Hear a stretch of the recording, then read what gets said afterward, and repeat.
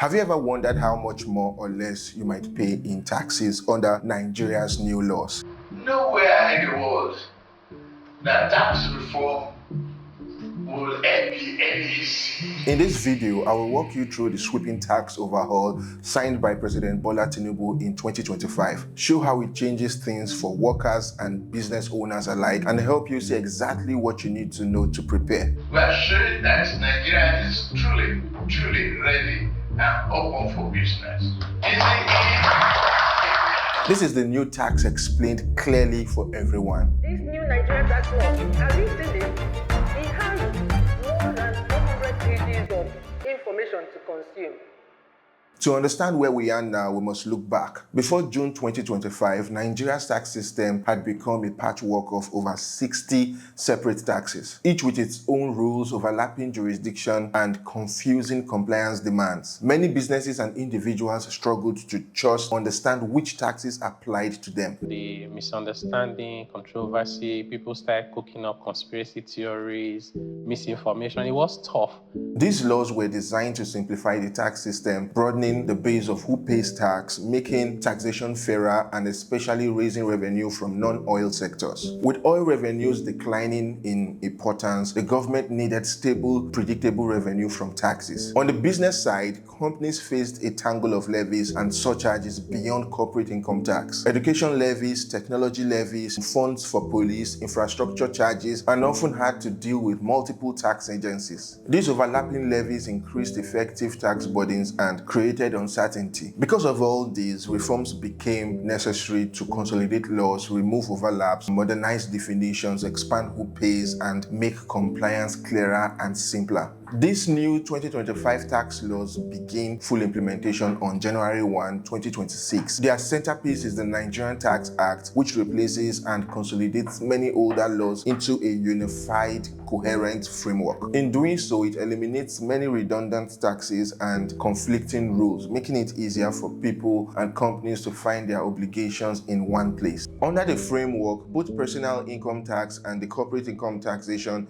receive major changes. Let's take each part step by step. First, the new laws protect lower income earners by introducing a full exemption up to 800,000 naira per year of income after allowable deductions. That means if your taxable income is that amount or less, you owe no personal income tax at all. Above that threshold, income is taxed in tiers. Each portion of income pays a different rate. For example, the next slice might be taxed at 15%, slice above that at 18%, then 21%, then 23%, and eventually 25% for the highest incomes. Because of this tiered approach, if you earn more, only the additional portion is taxed more heavily, not your entire income. That method ensures fairness and prevents sudden jumps in tax liability. The old consolidated relief allowance is removed. Previously, many taxpayers could subtract a fixed percentage of their income plus a fixed sum before applying tax. Now, the principal deduction is the rent relief deduction, 20% of annual rent paid capped at 500,000 naira. If you pay rent, you can claim that. If you own your home or don't rent, you don't receive an equivalent deduction. Some income categories that were once excluded now come into the taxable fold. Gains from digital assets, prizes, grants, honoraria now fall within the income tax rules. Capital gains, meaning profits made when you sell an investment or assets, will no longer be taxed at a single tax rate. Instead, they will be taxed under the same tiered structure as your regular income. For businesses, the new laws give relief to small companies. If a company's annual turnover is not more than 100 million naira and its fixed assets do not exceed 250 million naira, that business is exempt from corporate income tax. It is also exempt from the development levy and capital gains tax. That relief helps small enterprises survive and encourages them to formalize operations. One important safeguard is the minimum effective tax rate. For multinational companies operating in Nigeria, even if some subsidiaries pay low tax elsewhere, Nigeria demands that the group pay at least 15% overall across its profits. If parts of the business pay less, Nigeria will top up the tax to reach that floor. This helps preventing shifting profits out of Nigeria to low tax jurisdictions. The multiple levies that companies once paid are merged. Instead of paying separate charges like education tax, technology levy, police trust fund, and several others, companies will pay a single development levy on accessible profits. For medium and large companies, this levy starts at 4%. Over time, it will be reduced towards 2%. The proceeds are meant for public good like education, health, and infrastructure. Investments are encouraged via the Economic Development Incentive. If your company invests in qualifying capital projects, say buying machinery or building facilities, you can claim a tax credit equal to 5% of that expenditure each year for 5 years. If you cannot use all of the credits in 1 year, you may carry the remainder forward to reduce tax in future years. Let's consider how these changes affect you, the individual worker. Imagine you earn 3 million naira per year. Under the old regime, a large portion of your income might have been taxed, even taking into account allowances. Under the new tax law, your first 800,000 naira is tax-free, and you will pay tax only on income above that at tiered rates. You will likely end up paying less tax than before, especially if your income was in lower to middle ranges. Now imagine you earn 30 million naira per year. Under the new system, you will pay the higher tier rates on your top portions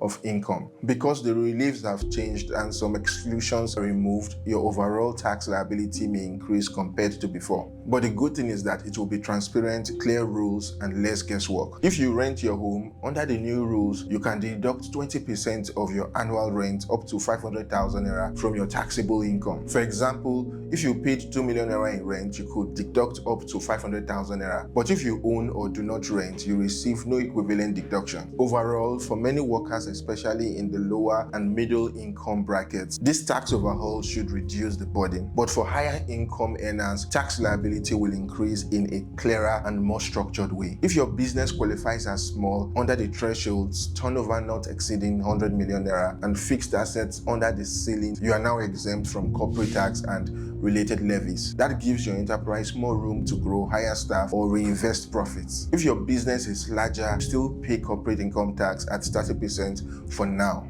plus the 4% development levy. But remember, the tax law allows for future reduction of the corporate rates, so there is hope for relief later. If you invest in new machinery, infrastructure, or other capital projects, you benefit from a 5% rate credit every year for 5 years. That means your investments lower your tax, and if you cannot fully use the credit immediately, you can carry it forward. This encourages reinvestment. Deductions are now clearer. Only capital expenditures on which value-added tax or import duties have been paid will qualify for allowances. Expenses incurred in foreign currency must be converted properly under official exchange rates. That means more disciplined record keeping. If your business is part of a multinational enterprise, you must carefully monitor how profits are allocated. Because of the minimum effective tax rate rule, if parts of the group pay very low tax elsewhere, you may have to make up the shortfall in Nigeria. Also, if you deliver services into Nigeria from abroad, say consulting, software services, or digital platforms, those earnings may now be subject to Nigerian tax. You will need to revise your contracts, ensure compliance, and possibly withhold tax where required. Consolidating multiple levies into a single development levy simplifies many administrative headaches. Instead of tracking many separate small charges, you deal with one consistent levy,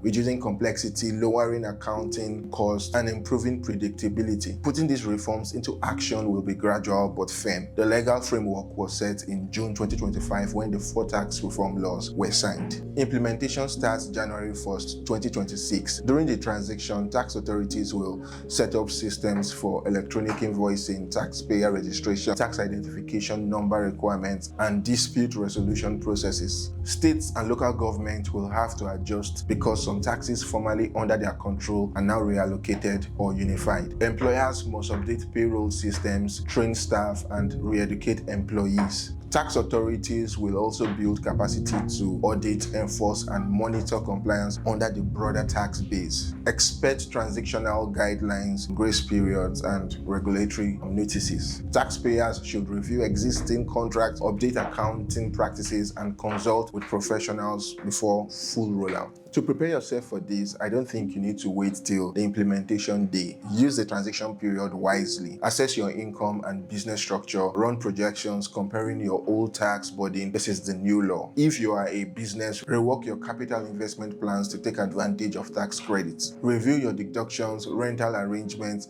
and residency status if you have foreign income. If you pay rent, keep good records. If you own many assets, document capital expenditures properly. If your business operates across borders or delivers digital services, revisit your contracts and consider cross-border tax planning. Train your finance and accounting teams to adapt to new rules. Finally, where complexity is high, get professional tax advice. It may save you more than it costs. I believe you now have a clearer view of how Nigeria's tax landscape is changing. What was signed in June 2025, the goals behind it, how the personal income tax and corporate tax systems shift, and what that means for you as a worker or business owner. If you found this explainer useful, like this video and share it with people you think will benefit from it, and subscribe for the next episode. Thank you for watching, and I'll see you in the next one.